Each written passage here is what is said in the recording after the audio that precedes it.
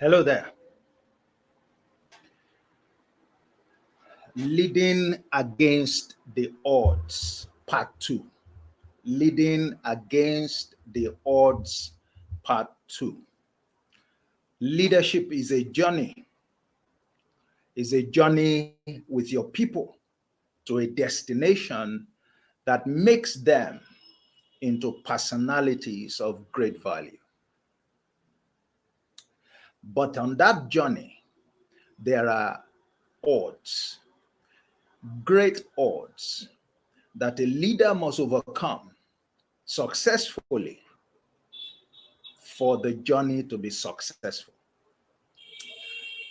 My name is Olatunji Shobodu, and I'm here again. It's Leadership in 30 Minutes. And this is part 2 of the discussion on leading against the odds. Leading against the odds, part 2.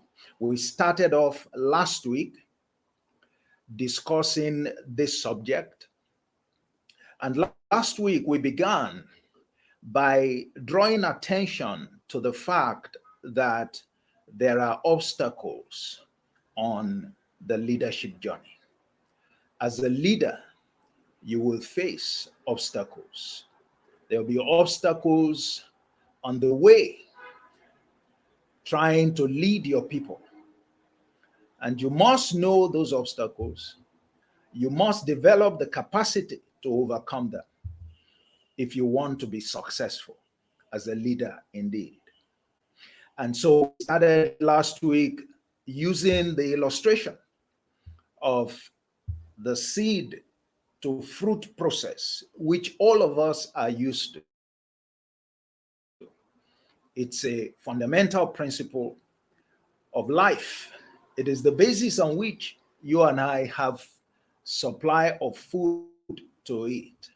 That a farmer or a sower goes out with a seed that he plants, and then he does the needful so that fruit can be produced.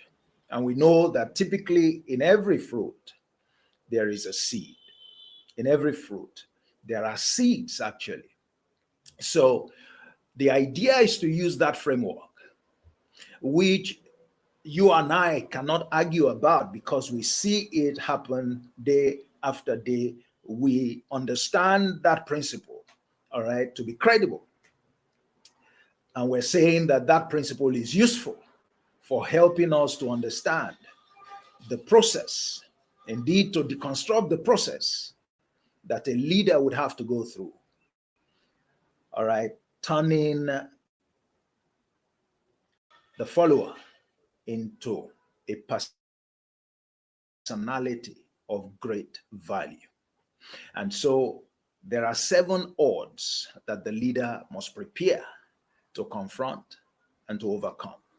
7 odds. Number 1 is competence.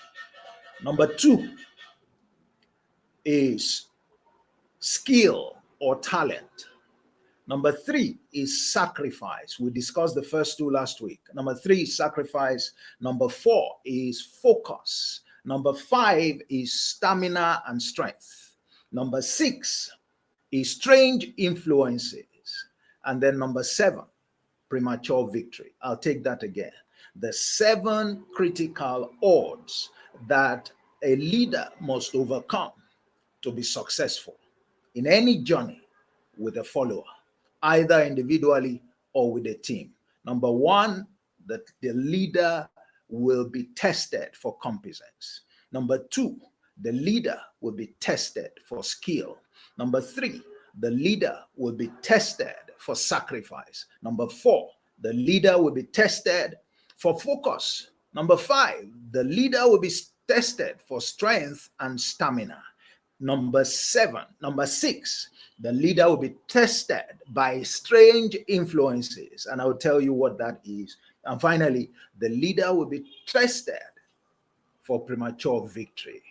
We looked at competence last week, and we said, if you look at that parable says the sower went out to sow. So if you must hope to succeed as a leader, You must be a leader indeed. We're told it wasn't a novice who went out to sow, it was a sower who went out to do what he had been trained to do until you have been trained to be a leader. You can't hope to succeed in a leadership assignment. That's the point there. And a lot of people think that they can lead just because they have been put in leadership positions, but it doesn't work that way. It never works that way. You need to be trained. A sower went out to sow. A leader goes ahead to lead. The fact that you are a leader qualifies you, gives you the opportunity, or at least encourages you that you can succeed in your leadership assignment. It is no guarantee, but it's a prerequisite. All right. And the assignment will challenge you to test and expect you to prove that you are a leader indeed. You are what you call yourself. You are what people call you. All right. That you are a leader indeed. That's the first. Number two, the second odd to success, we discussed that last week also, is the skill or the gift. I'd like to emphasize it as a gift. And the point was this, that if you must succeed in your leadership assignment, you must engage your gift. And some people don't know their gift because it is a gift that will be transferred to those you are leading. Your gift plays a vital role. To imagine that you can succeed without relying on your gift is to live in fool's paradise as a leader. You need your gift. Your gift makes you attractive. Your gift tells those who you want to follow you that you have something on offer. All right? That there's something in it for them. Your gift makes you attractive. Your gift encourages people to pay attention to you, to listen to you. Without you engaging your gift, what do you have to offer those who are following you? And your gift will enhance your chances of staying on course on the leadership journey. Why? Because if you engage your gift, the passion to follow through on that journey will be in place. When you have a gift, one of the things about gifts is that you don't exercise so much effort, all right, to deploy your gift. But if you are not using your gift, you're going to struggle. So obstacles will come on your way and you're going to balk. And that will be a shame for a leader. Now let's go to the 5 others. And we're going to have to cover those, in the next couple of minutes. So I want to talk about the next obstacle, which is the next odd that you have to overcome. And that odd is sacrifice. Sacrifice. What are we talking about? Sacrifice. Sacrifice refers to your willingness to bear the burden of leadership, to your willingness to look away from yourself and your interest and to focus on your followers and their interest. It's easier said than done. All right. One of the tests that every leader would go through is the test of your commitment to the interest of the people that you claim to be leading. You are not a good leader if all you think about is yourself and what you're going to get out of that position or out of that relationship. Except a grain of wheat falls to the ground and die, it would abide alone. That's it with leadership. You take that skill, that seed, it must be in the ground. A seed gives itself completely and totally for the good of the successors, the fruit and the other seeds that will be produced. If a seed refuses to die in the ground, they'll be buried in the ground. If a seed wants to preserve self, it has no future. And that's the same thing with leadership. If all you think about is yourself and you're unwilling or you are not ready, or you are not able to bear the burden of leadership, which is the burden of service, which is denying yourself and your interests and putting the interests of others first, you are not ready to succeed as a leader. That's the point about sacrifice. It's actually about service. Leadership is service. And that is going to test, is an odd that you have to overcome. The seed must not look at the heat in the ground. When seed is buried in the ground, something happens. There is heat that is generated. The environment that is subjected to is not very pleasant. If you're not facing that as a leader, something is wrong somewhere. You're probably not on the right track. Leadership is not about the leader, it's about the one following. But more specifically, is about the leader pursuing, being committed to the interest of those who are following. And by the way, one of the most important thing to a leader is to secure the commitment of the follower. Until the follower's commitment is in place, you are not leading, and you can't succeed as a leader. But guess what? How do you hope to succeed in securing the commitment of the follower without demonstrating that the interest of the follower is paramount in that relationship? It's not likely. So that odd is there, the odd of service. Are you willing to give yourself? That's number 3. Number 4, focus. Focus. Focus. And what do we mean? Focus talked about how intentional are you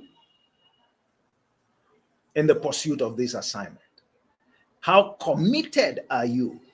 Again, before you start expecting that people will be committed to you and to your agenda as a leader, what commitment, to what extent are you demonstrating commitment? Is your approach to leadership lackadaisical? Is your approach to leadership showing that it's all about the bottom line and not so much about, the ones you are leading? Are you really focused on the assignment? Do you come to the table with the mindset that you have no option other than to succeed? Are you able to guard that responsibility jealously enough to make a success out of it? That is what is expected of a leader. If it is not in place, your lack of focus will cost you success on that journey. That's number 4. Let me quickly go to number 5. Number 5 is strength and stamina. So do you have the strength? Do you have the stamina to stay the course all through? And one of the ways to reflect this is this. Some people see the leadership role from a superficial point of view. They see the paraphernalia. They see the, perks of office. They see the, authority. But they are not very conscious of the fact that it's not very easy. It's not the simplest thing to get your followers to do what you want. If you have related or interacted or managed people long enough, you would know that one of the most difficult assignments of any man on earth is getting people to do what you want. Good or bad. Good or bad. Why? Because they have a mind of their own. And so there are often disappointments. Indeed, one of the greatest frustrations of leaders is that their followers are unable to live up to expectations. Their followers always disappoint. In the heat of the moment, their followers balk. And that tends to affect certain leaders. They give up on their people. They end up trying to do everything themselves. They complain a great deal about their people's lack of skill, lack of understanding, lack of ability to comprehend what they are communicating, a whole range of things. But those things are normal. And those things a true leader must be prepared for. So, if you fall, as they say, in the day of adversity, your strength is small. If in the face of challenges that your people throw up, or that are thrown up in leading your people, your strength is small. You don't have stamina. Nobody promises that because you are leading, even if you are leading a team of high flyers, there will be no challenges. No, sir. There will be challenges. There will be obstacles. There will be times that the people are tired and they may not be able to follow you. There were times that, the people following David were tired. In fact, he had to leave some of them so that he can continue the journey with the others who are not tired. But guess what he did? When they eventually accomplished their task and they were coming back with the spoil, those who went with him said they should not share anything to those who were tired. David said, no, it's not done that way. We were all in it together. Yes, they couldn't follow through, but they're going to get something out of the spoil. That's the mark of leadership. You don't get weary because you are ready. You know there will be challenges and you are prepared. You have built capacity. All right. You are not fooled by the fact that the leadership journey will be a walk in the park. It is never a walk in the park. Whether or not you have a team of competent, highly skilled people, leadership isn't so much about their skills. It's about building them up, all right, to be able to manage other people and to develop leaders. So you develop them into leaders who themselves have the capacity to make leaders. Number 6, the 6th order, I call it strange influences. When you look at the framework that we're working with, which is how the seed that is planted eventually becomes fruit, okay? You will discover the concept of thorns. We talked about it last week. That every farmer knows that when you plant, as the crop is developing, there will be weeds. There will be thorns.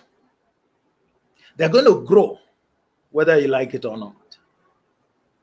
So you have to prepare to take care of that. Some people will apply mulch, what they call mulch, use a black colored plastic, and lay it on the soil so that the weeds, nothing else has the opportunity to grow on the self.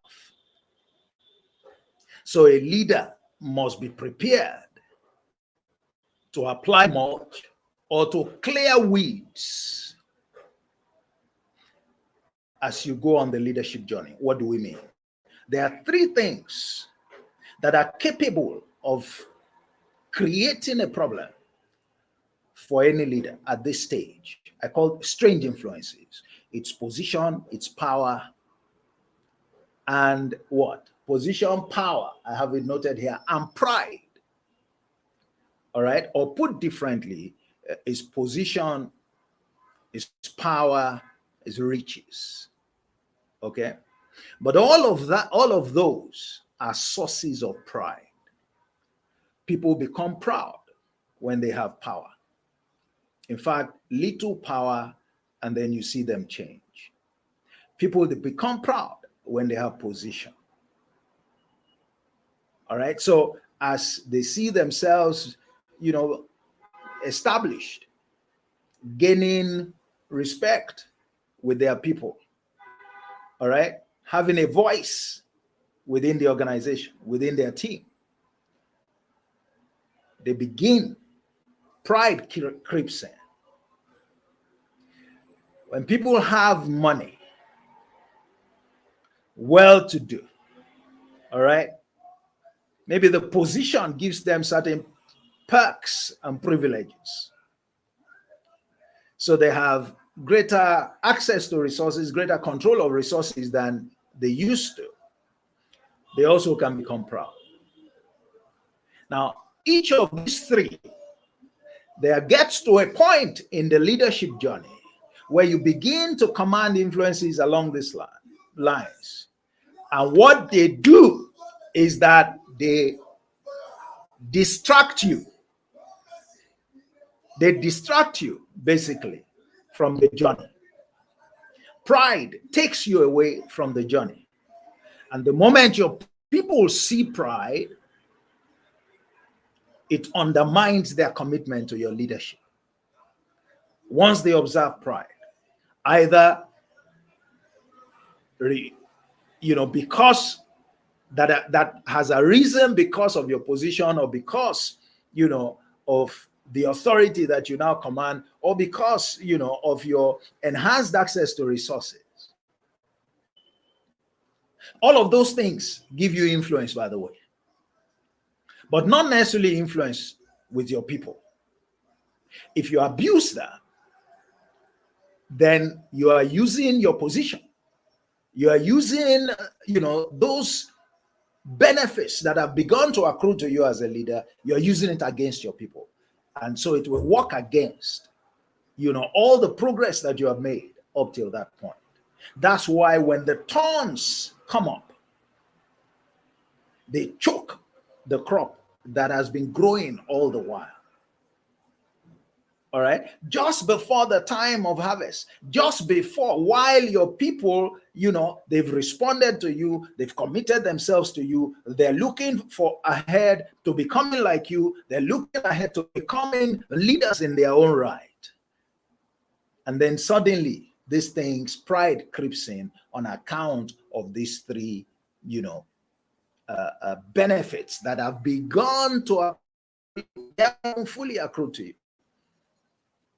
Because up till that point, you haven't produced the leaders yet. You haven't produced the successors yet. The fruit has not been produced. Only that the fruit has begun to appear, but it is not yet ripe for harvest. Strange influences, I call them. Strange influences. But we know where they come from. You must know where they come from as a leader. Every leader will be tested by their position and how they make use of that, the power that comes with it, and also by their increased access to resources. All of these three things, enhancing their voice, giving them influence within the larger, organization or team, or society. And if they don't have their heads seated firmly on their shoulders, on their neck, then their leadership will be undermined and they will fail in their mandate. They will fail to produce successful leaders. And what a shame that would be. What a shame that will be. And that's number 6, odds. So you must cross those odds. The odds of pride that comes from position, power, privilege, or if you like, access to wealth or riches. Number 7, I call it premature victory. Premature victory. Now, again, if we go back and look at and re-examine that, concept, which, by the way, Jesus expressed by way of a parable, the parable of the sower. When you look at it, it tells us in the end that when the fruits actually got to the harvest time, that some had 30-fold harvest. Some had 60 and some 100-fold. And the question is, why didn't everybody have 100-fold? Why didn't everybody get the same result? So one of the things that tells us is that even when you succeed as a leader, all right, your success will vary from others. The number of successors you're able to provide among your team will vary. The development of each one in terms of their capacity to lead will vary as well. All right? But thinking about it, one of the ways that you can undermine your ability to get a full harvest is by celebrating prematurely your victory. If you don't manage your initial harvest very well, which is only the first, if you know farming very well, the first harvest, you are getting there. Because once the first harvest takes place, the plant begins to produce, all right, at a higher rate. So you have a higher yield. And so your results multiply, your harvest multiplies. But if you mismanage that first harvest, like I once did, I planted tomatoes on a big farm, and we didn't manage the first harvest well. I mean, once the harvest of tomatoes begins, ideally we're supposed to continue harvesting and at a higher rate over the next perhaps like 6 weeks. But we barely harvested twice. And so I'd imagine we stayed at the 30% or 30-fold, level, when we could have gone all the way to 100-fold level. Why? Because we mismanaged the very first harvest. We mismanaged the very first harvest. Premature victory, maybe overexcitement. That, we're there, not knowing that we needed to be as circumspect as we had been all through up till that stage, so that we can maximize the fruit of all the effort that we had put in. That's the way it is as well for you as a leader. Be careful not to celebrate your people prematurely. Yes, you begin to see competence in them. You begin to see them, all right, exhibit some of those things that make you different, that make you tick, all right? You begin to see in them the gift that you have. You begin to see results, all right, from what they do, just like you would accomplish if you had taken up some of those, activities or assignments personally. It's not time, all right, to celebrate yet. It's time to be circumspect. It's time to pay attention. It's time to ensure that at this point now, you are pruning very well so that you can fully allow them to mature. It takes a lot of patience. That's why there are odds there. It takes restraint. That's why there are odds there. Because we'll be tempted, all right, to celebrate our victory very early. And that can be our undoing.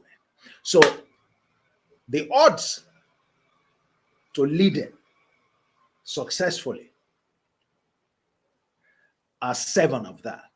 And we have used that framework of the seed to harvest to illustrate it, as it were, anchoring our understanding of the leadership journey to the parable of the sower, the principles expressed in the parable of the sower, that there are 7 odds that every leader must overcome to be successful. You must be a leader indeed, So are you a leader, or you are just posing to be a leader? Are you trained to be a leader? Number two, you must be skilled. That's your primary leverage, all right, to succeed as a leader. It makes you attractive. Can you recognize your gift? Do you engage it when you lead? In what way do you engage it? Number three, are you ready to serve? To serve is to bear the sacrifice that leadership entails. It's to put your interests down and to place the interests of your people far above yours. Number four is focus. How focused are you to doing leadership right? How intentional are you about this assignment? How committed are you to this pursuit before you start asking for the commitment of others? Number five is strength and stamina. Do you have the strength, the stamina to bear with your people's shortcomings, especially? Or on account of that, you are going to give up? Do you have the strength and stamina to bear with a scenario where the authorities that put you in that position are not cooperating as much as you had expected? Will you take offense when things don't go the way you thought they should go, just because you are the leader and you have the authority? Then you have number six, strange influences. Primarily, the threat of pride that comes from power, from position, and from wealth or increased access to resources. And finally, do you celebrate victory prematurely? Because if you do, you threaten your ability to succeed. You may be celebrating your people, your potential successors, too early, and that can work against. Indeed, it can erode all the work that you have done and prevent them, all right, from developing into their full potential as leaders. Those are the 7 odds that I'd like to share with you. Remember, the odds against your success as a leader, they are huge. At least 3 in 4 leaders fail. And we can prove that even from the framework that we have shared. Put differently, the probability, the chance that you would fail in your leadership role is at least 75%. That's pretty high. The odds against success of every leader is pretty high. And if you can take care of these individual odds that we have discussed, the more you have the capacity, you develop the capacity to take care of those odds, all right, the lower those odds become.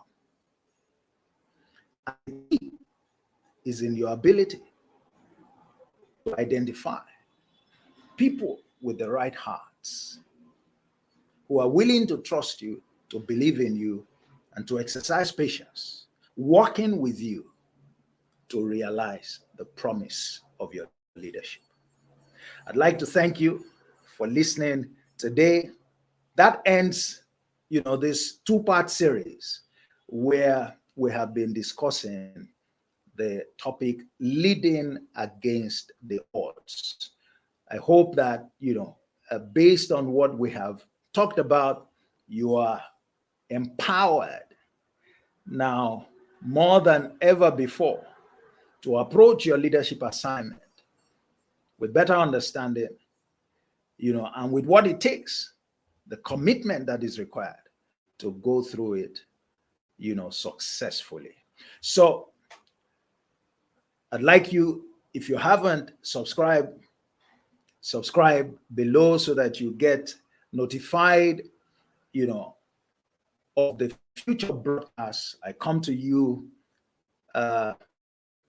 every Thursday, 11 a.m. West African time. The series is Leadership in 30 Minutes. The leadership in 30 minutes. So we examine some very critical issues within 30 minutes. We talk about them, and you're empowered to go ahead and do leadership the way it's intended to be done. To do leadership in a way that benefits your people in very instructive terms. To do leadership in a way that changes the lives of your people. All right? Okay, check the description also for different programs that we offer, all aimed at developing your capacity and your competence to lead better, to lead smarter. They will benefit you. I also like to invite you to consider joining our Profit from Parables Bootcamp. Profit from Parables Bootcamp. It's a 9-month program. We explore all the 38 parables that Jesus told to unlock the treasures, the secrets, the principles that are hidden in them, the principles that control life, that empowers us to be in control of life and to get the outcomes that we desire. It's just 2 hours of your commitment every week, and we're on, for 9 months. But as Samuel said to Saul, at the end of it, you'll be turned into another man and another woman. So consider joining. I'll see you there. You see the link in the description. You can join me also for what I call Leadership Mondays. Maximum 10 minutes. Take delivery of a nugget that will help you to lead, all through the week. So also 11 a.m. on Mondays, I share a very simple nugget that will help you greatly in in the performance of your leadership role over the course of the week. So check that out. You will see that video at the end of this video, and you'll be able to check out the series. I just started that recently. Let's see how it goes. Once again, thank you for listening. It's been Leadership in 30 Minutes, and we have been talking about, how you succeed in your leadership assignment against the odds, leading against the odds, part 2. You can also check part 1 video, just at the end of this session. So if you didn't participate in that, you can quickly go back to listen to that so you have a complete picture, and you can maximally benefit from this 2-part series. Olatunji Shobodu is my name, founder and CEO at Emed Leadership Academy, where leaders are nurtured based on truth. Truth, for us, is from the Word of God. God bless you. Enjoy the rest of your day, and see you same time next week. Peace in Jesus' name. Amen.